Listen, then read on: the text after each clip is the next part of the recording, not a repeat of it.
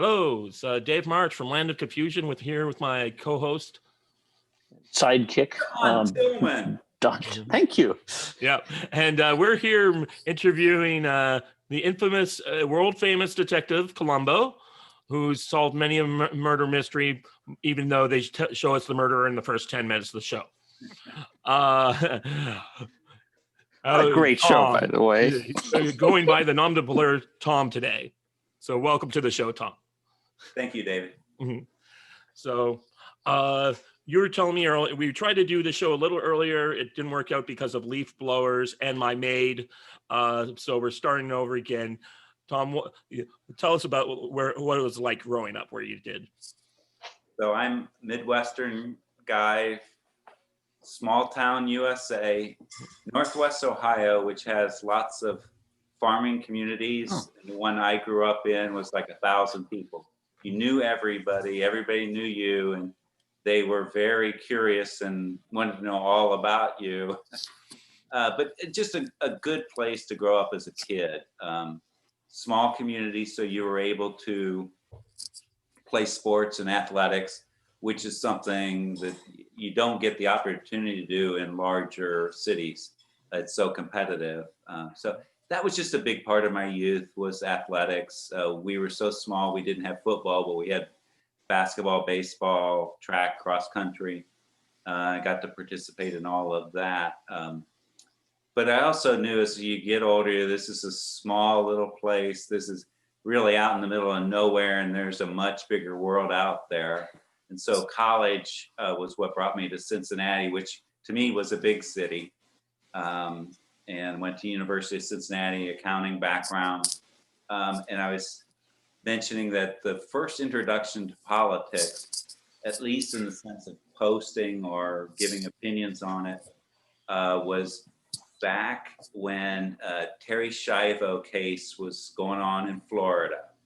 And I just was so upset about this because clearly there was evidence that her husband was involved in putting her in the place she was. And so you ended up having both the executive branch, Governor Bush, and the legislature, Terry's Law, coming to the rescue of an unjust situation. And then it all crumbled down just because of the third branch saying, the court says, no, she should die. And then it happened right before all of our eyes. And I was just so upset about it that was where I first started posting opinion online. And the place that I had found was a place called Free Republic, which, clearly would be called the alt-right in this environment that we're in. And so I was posting on Free Republic from, that would have been, I can't even remember what year that was, but say early 2000s, maybe 2005, something like that, through 2015. And what happened there was I was a Ted Cruz guy, and anything you'd say positive about Ted Cruz, you'd get slammed because it wasn't for Donald Trump. And so I just needed to gravitate to a different place. And there was a Ricochet member, 6'2" in high heel shoes, who said, hey, check out Ricochet. And so I did. And when I first got here, it was like January of 2016. The primary was kind of in its infancy and getting bigger. And again, like I said, Ted Cruz was kind of my guy. But the thing that I absolutely said, whoever it is has to come from the fighter caucus. To me, there was only two people that were the fighter caucus, and one was Ted Cruz, one was President Trump. And it wasn't a big switch for me to move to President Trump at all. And after McCain and Romney. Yeah, exactly. In quick succession. I mean, it was pretty clear something needs to be done. Yeah. Yes, indeed. The grand old party was not what I wanted to support. Yeah. Yeah, I completely remember I being a Ted Cruz guy at that time and posting up things like, Trumpers, can you tell me why you can't vote for my guy? And not getting any response, just other people like us saying, it seems so. What's the difference here? And I can see what it is a little bit now. We were talking earlier. Ted Cruz is it's a bit too much intellectual. I think the beard helps him a lot now. That podcast he's doing every day is pretty great, and I still put him as a big contender for 4 years from now. What did Ted Cruz do before he was in government? I don't know. I don't know. I think he was a lawyer. Just A lawyer, and I think, yeah, must be. legal positions. I mean, he was part of Bush administration for one point. Yep. I remember doing there was reading a lot of stuff before Trump even entered the race, and they were looking at it because Jeb Bush decided. There's some analysis, and it was like Jeb Bush was looking at it, and he said, "There's always two things that happen in the Republican primary. There will eventually an establishment candidate comes about, and the anti-establishment candidate."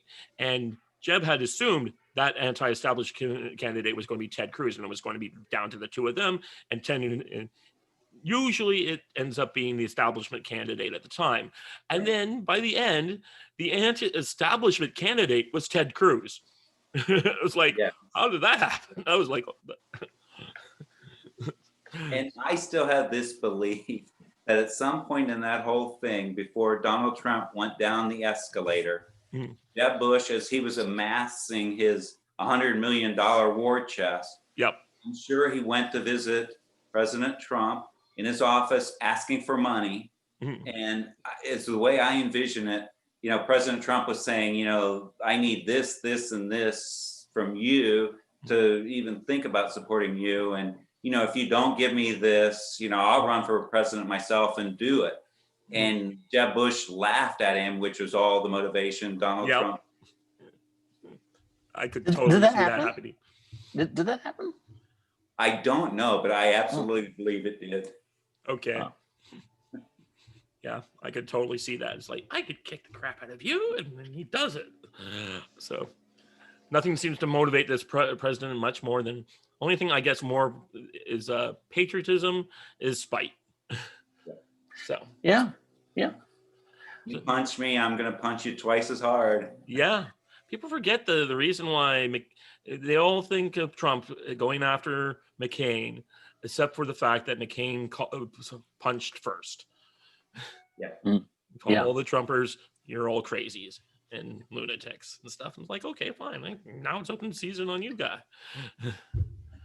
So right now, when we're taping this, it's a funny time because everything's up in the air. Trumpers are still happy. We're still laughing. We're still smiling. It's not the result we would have liked. But, again, you compare and contrast to the Biden supporters, the liberals, they're just angry. They're always going to be angry. Right. And we were talking a little bit earlier. I think President Trump has every right to investigate the states where there's identified fraud. And he's being helped. There's evidence. James O'Keefe has a video out. As you dive down into some of the precincts, there's more votes than registered voters. It needs to be explored. Historically, the GOP has just turned its head and ignored all of this, and we got to do the right thing. And so that's why we're at where we are. And it's just not right. So I think he has some time to investigate impropriety. And the question is going to be, how much time does this media 24/7 give him? They're just, kind of doing the drumbeat. It's happening that, no, you got to concede. He's got 270. There's actually there's some crazy possibilities here. There's like a nuclear option of sorts. I understand. I haven't researched this enough. And first of all, folks, this is like Thursday. It's noon Pacific time. No idea what's going on. I certainly don't. But we are filming this on November 5th, 2020, people. So this is going to be in the history books. You can come back 2 years from now and watch us be very confused. It'll be wrong as can be in 24 hours, I'm sure. Mhm. But there's apparently a nuclear option where the states involved here can reassign electors. I heard that for Pennsylvania, certainly. Yeah, and so it's possible to work around this in a crazy yet The solution in a is heroic, actually in your Constitution, and it's what the founding fathers always thought would happen, because they did anticipate stuff like this happening. well, they were just involved in a revolution. I mean, Yeah, they just so finished they're like, one. the solution is to force Congress to vote. That's what they should have done in 2000. That way the Supreme Court could have stayed neutral and not been a subject of the politicization it's been. They should. I wish the Supreme Court said, we're stopping the counting and we're ordering Congress to make the vote, because then you would have got the same results, but the people would be angry at Congress. And that's what Congress' job exists to do, for people to be angry at it. Yeah, but they've already gotten an approval rating of like 0.5% plus or minus 2. So how it works window is that you just say, we're skipping the Electoral College, and Congress, we vote by state, and you get, the results are, there's more Republican governors than there are Democrats. The congressional, and that's where is what I'm hearing is really the way to go, is to start nailing on the Congresses and the senators to say, if this goes to you, are you going to support the president? And just start hammering that way, as that's a good, solid option. This is what, and then you say, look, this is what the founding fathers intended in this kind of situation. And you just bypass all the votes and then they could take it out with them. I think that's probably your best bet. I think the best bet is to address the voter fraud directly. Yeah. And because I think that's that really is the issue. And it's so clear though that what they did was, Biden and the party had no resources to place, or did not place resources in ground game or in rallies or anything. You had a maximum of 12 people at a Biden rally. It's crazy. And they're going to say, not a problem. It's all, we do two things. We fix it by biasing the polls, and then we bring in literally hundreds of thousands of fabricated ballots. Yeah, but the problem is Trump's margins when they shut down were too big for that. That's their problem. They're trying to steal this, and they may well technically steal it, but half the country is going to look at that. No, I'm sorry, I'm a foreign observer. You cannot go down in you can't break a 15-point swing in Pennsylvania in the last 25% of the vote. That is impossible that's impossible in Putin's Russia. Okay. So, but I think that what really has to happen is that people have to be taken to jail. Yeah. I think people have to go to jail for this. Yeah. And because it is this is treason, really. Yeah. And yes. And a lot of people have to go to, and somebody I think it was on Ricochet just this morning, I think it was suggested that Trump issue a 1-day, 24 hours, you can turn yourself in and you won't be punished. Mm-hmm. And then everybody after that, we're going to put you away forever. Yeah. and give them an incentive. Yeah. To turn evidence and get some people in free, and then to completely take out the rest. That makes a lot of sense to me. Mm-hmm. Currently, we have a situation where, because of arbitrary enforcement, nobody's, Democrats who were involved in voter fraud are pretty safe from going to jail, and that's really wrong. The FBI should invade every single precinct house, get every single ballot box and every single computer and every single person who said anything bad, like the Pennsylvania DA or Attorney General, and just arrest those people. And just do it. Just hit 1,000 houses, arrest people, because then you'll get responses.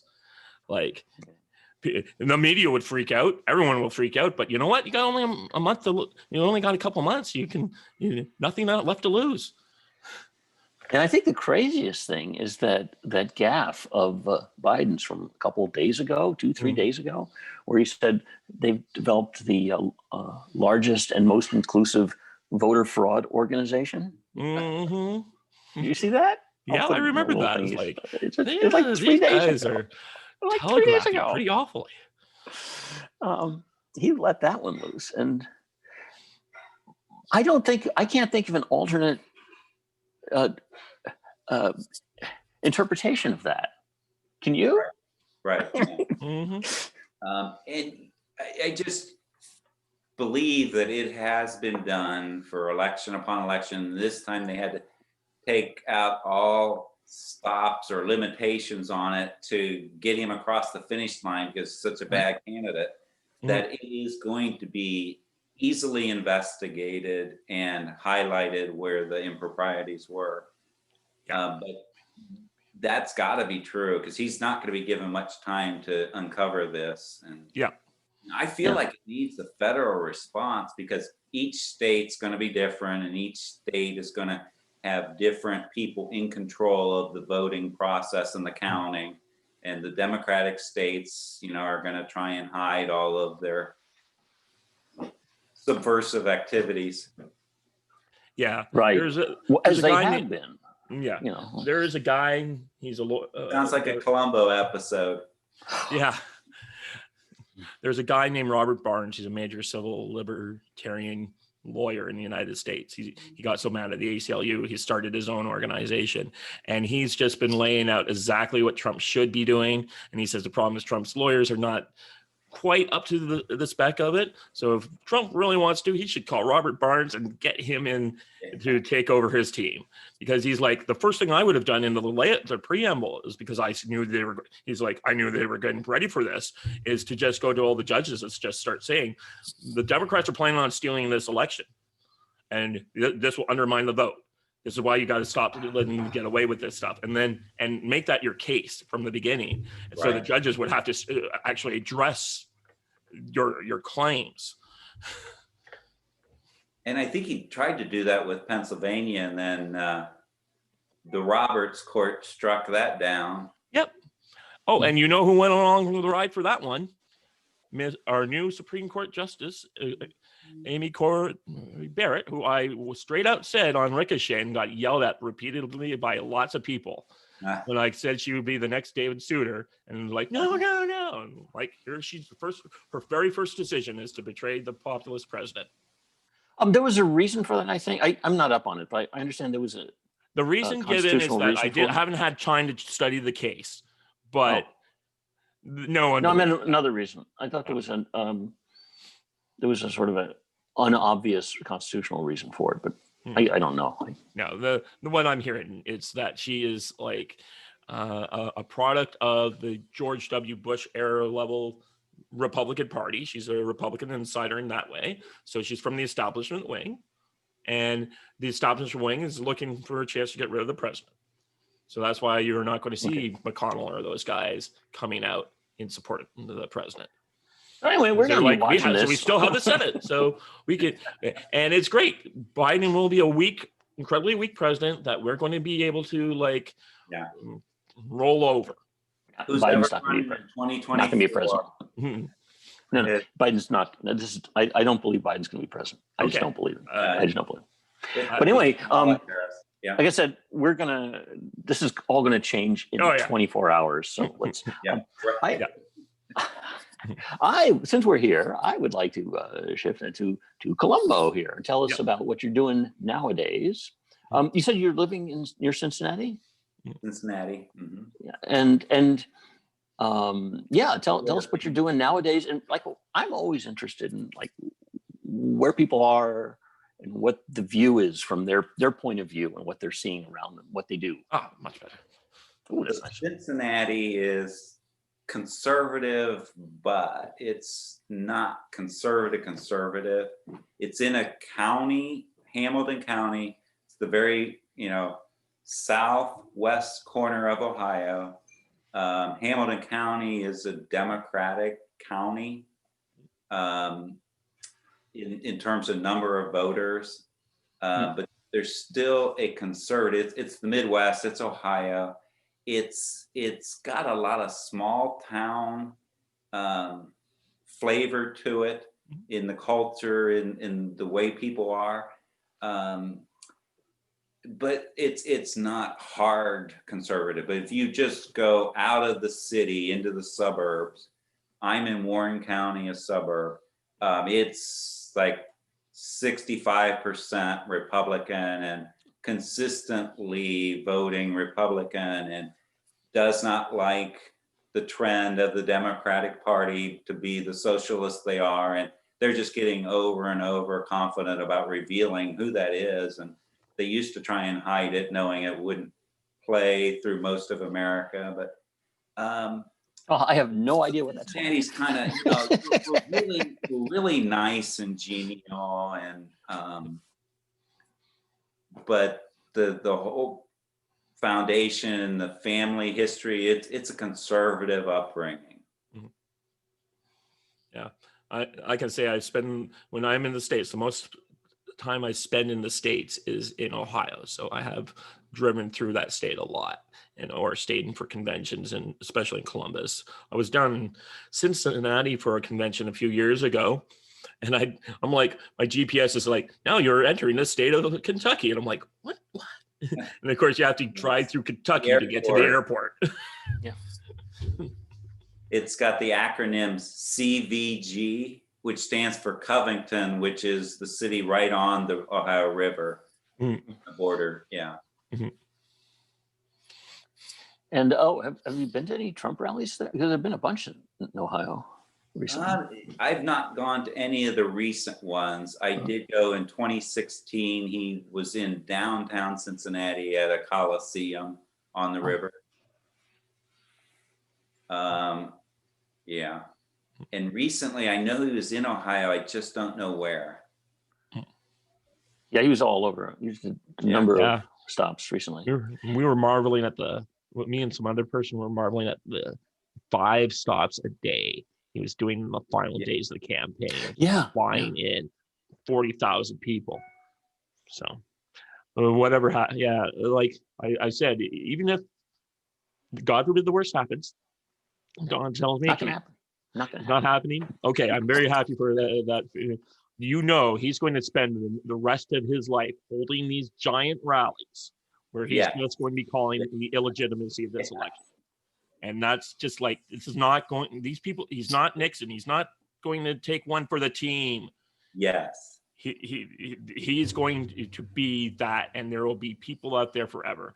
I remember on election day, I was on Twitter, and Cernovich did a video, and he's like, well, I guess I have to retire now because there's just so many people like me now out there. And then of course the next day he's like, but this is no wallflower. Clearly Barack Obama broke standards about an ex-president weighing in on current affairs, and I have no doubt President Trump will make his thoughts known.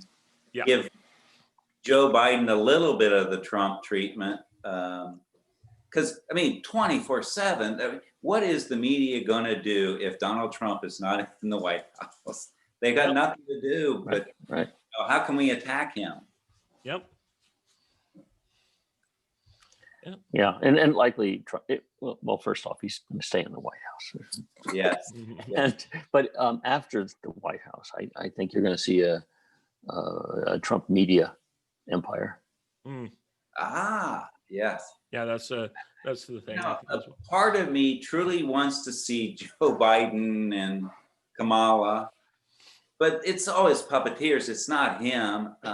But how can they do the job? But they won't get that 24/7 attack. Right. it's a Hollywood version of the presidency. Is they'll skip all the gaffes. They'll airbrush and present something that this appears to be good and confident, and see how he handles the coronavirus, which is no different than Katrina. A president can't control those types of external events, and then they're going to attack him for it, and you just get sick of all of the manipulation. Right. Well, I think the mistake here is to think they're like events like Katrina and the virus.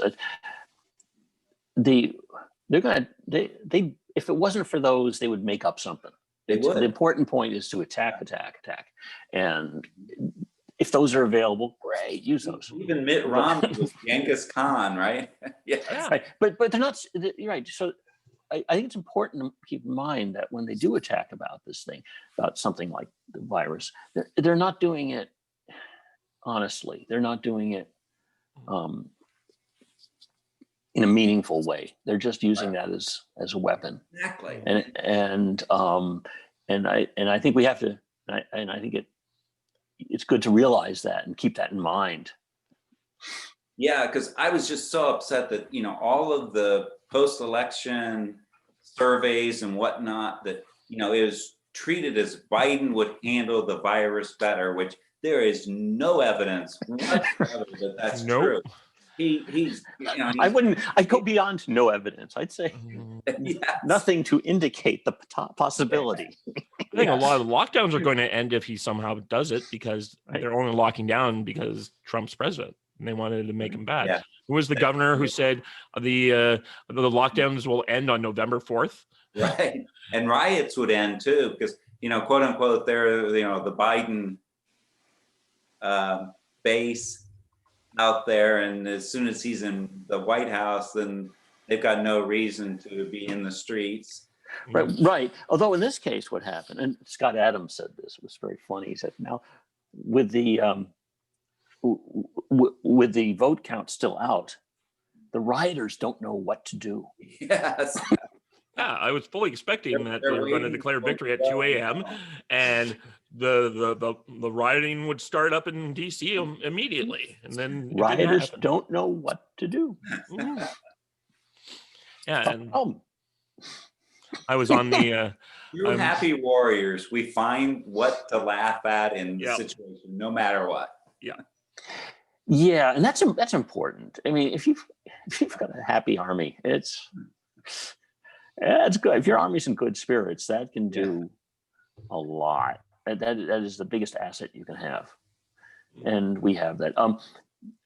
Speaking of happy warrior, I made a note on does everybody follow thedonald.win? No. Do you know about that? I do not. Okay. There was this group on the Reddit platform called The Donald, which is just fans of President Trump. Yep. And they are the happiest of warriors ever. And Reddit made it difficult for them. Yes. And eventually took them down. So they started their own version of Reddit at their own site. They have a bunch of folks who are good at hacking, good at code, good hacking, at software development, and duplicated the Reddit version in their own world.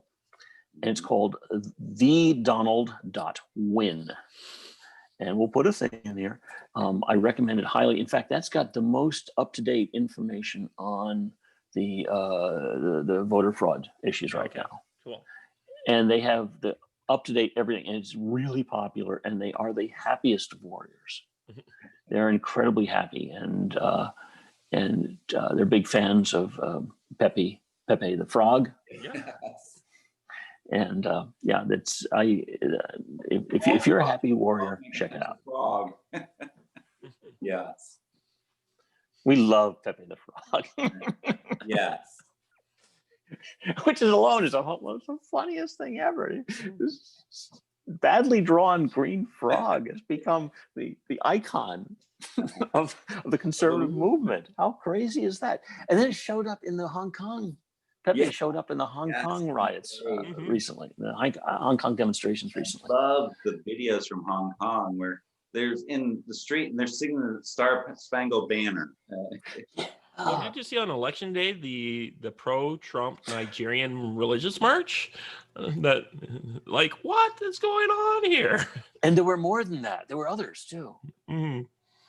So it's just a strange world we get to live, a strange land of confusion we get to live in here. Yeah. Yes, indeed. Yeah, we're the good, aptly named today. Yeah, So as our guest, Mr. Columbo, what would you like to talk about? What's happening in your life now? What's going on? Well, I'm an accountant by background, and getting to that age where it's time to think about retirement, actually. So that's kind of what's on my mind. The previous background was our deck and the lake. So I think there is some of that taped, but yeah, so I'm not too far from that, probably a couple of years. Very good. Who knows, maybe a political run in the future. Okay. I don't know. It's the best time to do it. It's floating in the mind as a thought. But yeah, there's so many reasons why not to. Yeah, it's true. It's as someone who's often on the lookout for a good political candidate, it's very hard to find people who are willing to put aside a lot of stuff too, especially where I live. I'm in like the Nancy Pelosi district of Ontario, so. Consider then working on someone else's campaign or a local GOP office, getting involved there. I did a post like a week and a half ago or so about local conservative Republican groups all around the country. And I can't speak for all around the country but I can speak for where I am. And there's a crazy number of Republican groups here, just crazy number. And crazy in California. Yeah, I'm in Silicon Valley. It's good. We have, as we've mentioned before in here, we have a group called the Liberty Forum, which has guest speakers once a month. And we have every county has a local GOP office. And there are all sorts of private groups that do things. Gosh, there's one that's organizing a demonstration tomorrow locally. Don't have your votes be stolen demonstration. Oh yeah, there you go. Downtown, yeah. Republicans don't demonstrate because they're at work. Yeah. Yeah, well, everyone's at home because of the thing, so I guess they got time to go demonstrate now. Yeah. I mean, but you can get involved in local politics easily, and it would be great. It would be a great contribution you could make, and it would be fun. And you could see how other people get abused. Like, you could see what if you should want to run, you can see what's involved. You get a preview. So that's my thought for the day. It's a great thought. And in Ohio, there are plenty of groups, and I actually know a couple of the local congressmen. So it's a great point. Maybe that's a way to start. And if you Google your county and GOP, I think you instantly get something. Yeah, it's good. I'm always willing to hear when someone pings me up and says, "Hey, I don't want to be a candidate." I'm like, "Oh, that's so nice." And then you meet them and you're like, Yeah, right. Yeah. What was I going to say? I finally am up for my own minor political appointment here in Canada. So that was kind of a big thing for me a few weeks ago. So I'm still waiting. It's got to be total, I'll know by the end of November, early December. It's got to be signed off by the minister's office and then the premier's office. Oh, are you going to be people's commissioner? Or? Yeah, so it's like a public funded corporation here. So it's called the Trillium Foundation, and it gives out arts grants to all sorts of people. And I'll be on the Hamilton Review Board. So it kind of gets my foot in the door for a much more different position later on. But it was kind of like nice to be acknowledged because I get this email. So I'm like, oh, by the way, you've been nominated for an appointment. I'm like, Never even heard of this thing before. But the other thing is, I guess we can, if we want to, we can talk a little bit about the other elephant in the room, the virus, and what's been going on, and how has it been going on in Ohio? I have a friend of mine in Columbus, and he's very worried, but he also has the fact that his wife's very not well, and the son, his stepson, lost his leg partly to COVID. Ooh. Yeah, I guess he got the leg got infected early on, and they had to amputate, and they were convinced that he might not make it. That's difficult. Yeah. Well, COVID in Ohio is run by the governor, who appears to be, he wants to be like the profile of a governor dealing with COVID like the Democrats would, and he's a Republican. Mike DeWine. So he's a very short guy, kind of has that, a certain complex. Yeah, Napoleonic. So it's really a shame. But so he's like a little Anthony Fauci, and wants to shut down and limit and dictate hours the businesses can operate. Again, like all of us, we get it. We don't want to infect anybody. At the same time, I go outside. I am not concerned for my own health at all. I'm not fearful. And I think this culture and this media is trying to incite fear. But I go into work, we're still in a voluntary, but I like to go into the office, the structure, at least 3 days a week, sometimes more. And I abide by all of the requirements, which is masks. I take my temperature every day because that's recorded. I sign a form and say I don't have any of these things. I haven't traveled anywhere. And you sign that and turn it in every day. So I'm doing it because I feel that it is what people want of me, not because I feel I need to do it. And I am personally done with the mask, but I do it just because. That off chance that somehow I am asymptomatic and somehow I could pass it on at the same time. I remember it was, we're in November now, it was last Thanksgiving.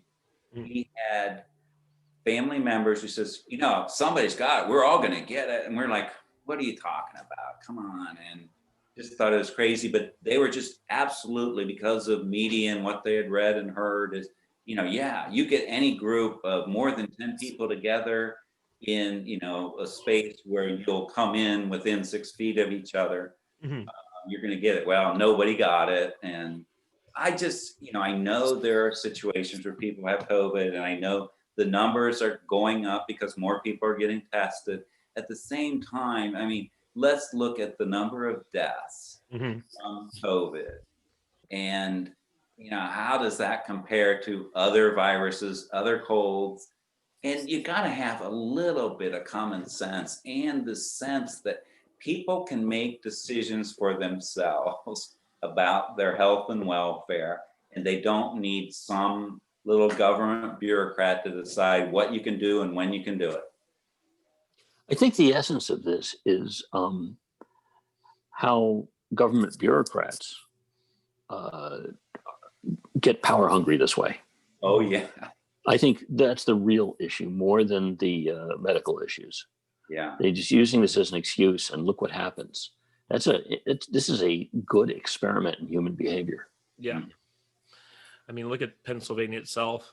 The governor there, when the judge rejected him, that was like a very thorough rejection. They exposed the fact that he had some sort of some sort of restart the economy commission or something like that. And in the entire time it met, they never took minutes. If I did that on my condo board, I'd go to jail. Yeah. What are you trying to hide, Dave? Yeah. What? And it's like the governor and his guys just it was like, what is there was some sort of like a necessary or sustainable business, and the judge is like, I've looked through every single government document you've produced, Mr. Governor.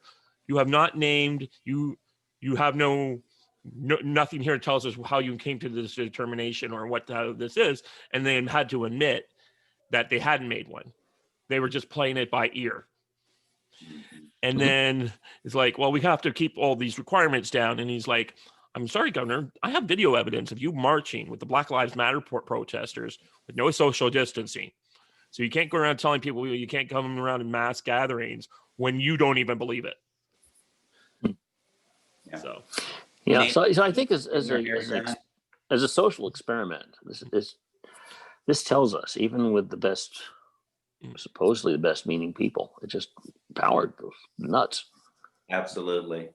I can say though, last week the dam broke here in Ontario, where our premier came out, I think it was Friday, and he was like, okay, everyone, we're just going to have to live with it, learn to live with this. He'd been like a super cheerleader guy, trying to like, we're Ontario is going to be this number one economy, a little bit of Trumpian stuff, like about bringing all the jobs back to Ontario. And then just like, and he was getting all these governors from the States calling up and telling them how he was doing such a wonderful job, because in the summer when the cases dropped, it looked like we had it all behind us.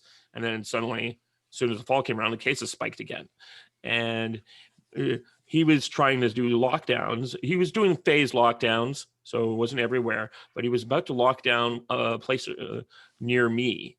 And there's a person, the one MPP, like, so our state senator, her name is Jane McKenna. I've known Jane a little bit. I'm not like a close personal friend, but we can drink at the convention, right? She's the most cheerleaderish conservative I know. And she wrote to him saying, why are we doing a shutdown in my region? We have 80 surge beds. One is filled. We are as far as I could tell, we are nowhere near anywhere. The cases are spiking, yes, but maybe the cases are the wrong metric. And suddenly the premier comes out and says, you're now going to see all the data that I'm seeing. So you'll have complete transparency on this. And we're just going to have to learn to live with this and not try. He's seen the other side finally. And that's, I think, the way forward is where I'm hoping more people will come up with that and just say, you know what, we got to learn. This is not going away, even with a vaccine. Yeah, I've said it before, but to me, the two metrics that count are deaths per capita and hospital beds resources. That's it. Right. Yep. And it's so easy to forget the way this all started. This was just flatten the curve. Delay this so that the hospitals could handle it. And then they kept moving the goalposts. And it's just, mission creep. Yeah. And, now there's headlines that, we hit the 100,000 mark of positive cases in a day. And you just see that there was manipulation behind this, that they've had that headline written. And then they, have their statistic and they go with it. And it's all about creating fear and this obedience to your government betters. And I'm just so done with it. Yeah. So I'm very glad to see that we're turning the corner on this and coming up with it kind of felt like the 5 stages of denial, and we finally hit acceptance. And like there's bargaining. The latest lockdowns feel like bargaining in the UK, like trying to make a deal with the virus, and it's not working because more and more people in the United Kingdom, they're just ignoring it. Like they'll just deliberately have raves where 20,000 people show up. A friend of mine was in Vancouver. She was talking about on Halloween. So they closed all the bars. So just people started just wandering the streets drinking. Like, and they're like, so it's like, we're willing to do some of this stuff, but there's just no thing. And then my friend, she's like, send me like some apology notes because she was just in her middle of her anti-COVID rant right before we started the show. She's like, oh, I'm sorry, I was ranting. I'm like, no, it's not the problem. I'm doing the show. I'm not trying to ignore you. I'm not mad. Believe me, I've had my own anti-lockdown rants. So I'm reminded of, this is a different context, but Dennis Miller had this line that our forefathers in the colonial days, they got really angry. They got really, really angry. They went to hell when they made it hell when the king imposed a tax on a breakfast beverage, comma, and it wasn't even coffee.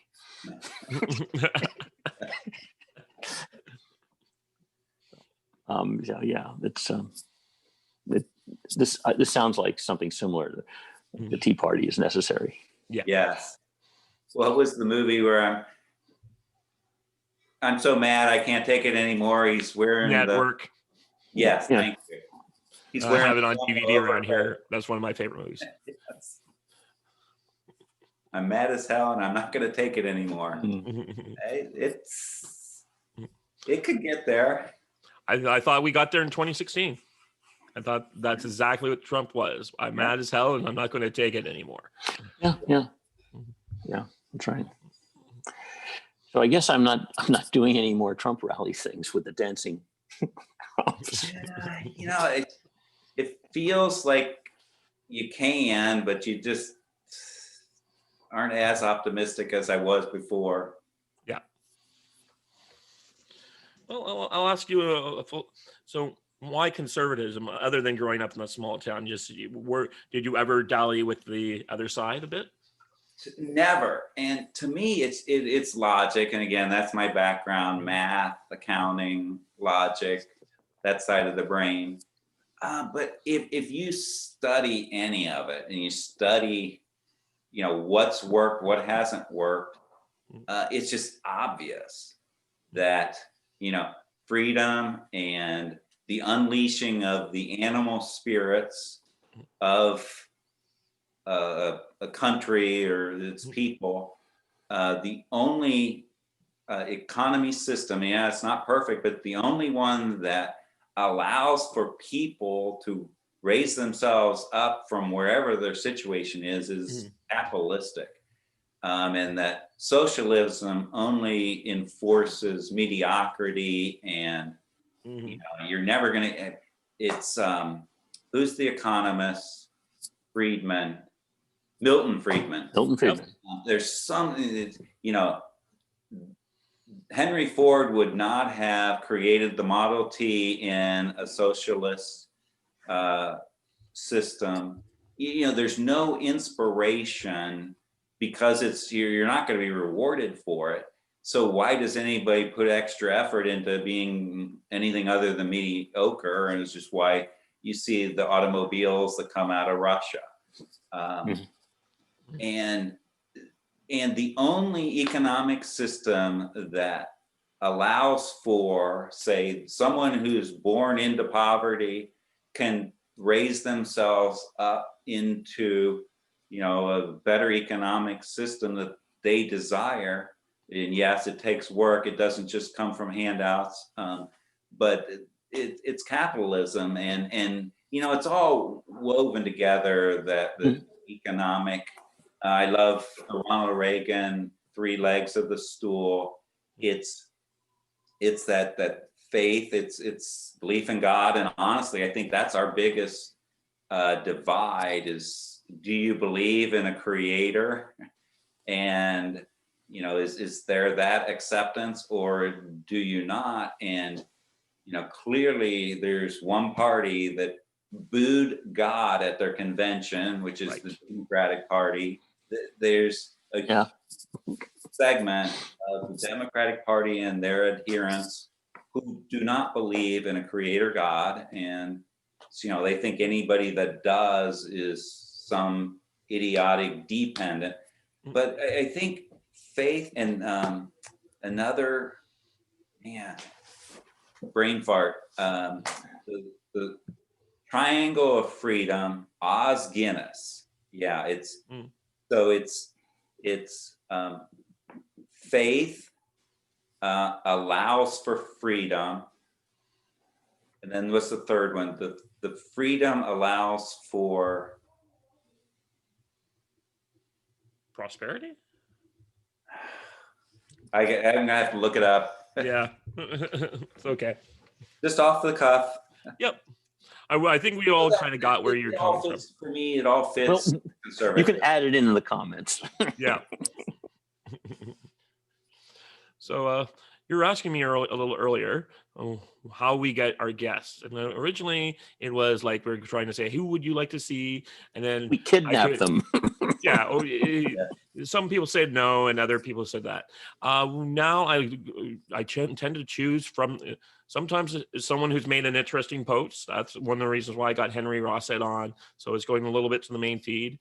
And then Don's actually pretty good. He said, why don't we go through the group? Why don't we go and review the people who actually are interested in what we're selling? And I'm like, that's perfect. So that's what I've been doing. So I started off doing that. And we got Myth White Male coming up in a future episode. And we have another person whose name escaped me. I did do that election late night episode. You know, I did. Skipsel showed up, and I was editing it out so he wouldn't have his face. And then we had another guy come on. It was Umbra Fractus came on, and. But you know what? So much stuff has happened since then, and we were just talking about the election. And I will admit, I was drunk and I was not in a good shape. So I don't think people really want to see me going on about election return results constantly on the New York Times website. So that one might be some sort of special DVD bonus feature in 4 years from now. All right. Well, if I may, I did my little Google search. The Os Guinness Triangle of Freedom is freedom requires virtue, virtue requires faith, and faith is what allows freedom. So that's the triangle. You have to have all three. And so it just makes me think of the John Adams quote, this Constitution was only made for religious people. It's only with that background of a belief that we are so much smaller than this little secular world, that you can accept, the freedom to believe what you want to believe, which again, that scares me to death about the Democrats. I don't believe they want people to have freedom to believe what they want to believe. They have their governmental, that's the God, and believe that, and, don't do these other crazy things like guns and religion. So that's just, to me, conservatism is just logic of the human person and freedom at its center. Cool. You know what? I think that's a great place to leave this with your telling us all about that. Yeah, that was sweet. Yeah. Right there. Zing. Well, thanks for coming on, Tom. It's good to end on a great hour. That's nice. So you know what? Thanks for doing this, Dave, and I like your guests that you've picked. A lot of Happy Warrior influence. So it's great to meet some of my good friends in this format. Yeah. Why I decided to just do the Zoom and not keep some Columbo illusion. Yeah, and I told Mule Skinner, or no, it was not Mule Skinner, it was Flicker. I said, don't worry, it's not like this show is being deliberately, I'm not trying to game the YouTube algorithm. This show is available publicly, so you can, if you know what you're looking for, search for it on YouTube. But it's not designed, I'm not trying to generate hundreds of views. This is for the community as far as I'm concerned. Yes. So great. It was great having you here. So I'm Dave March from Hamilton, and bye-bye. Palo Alto.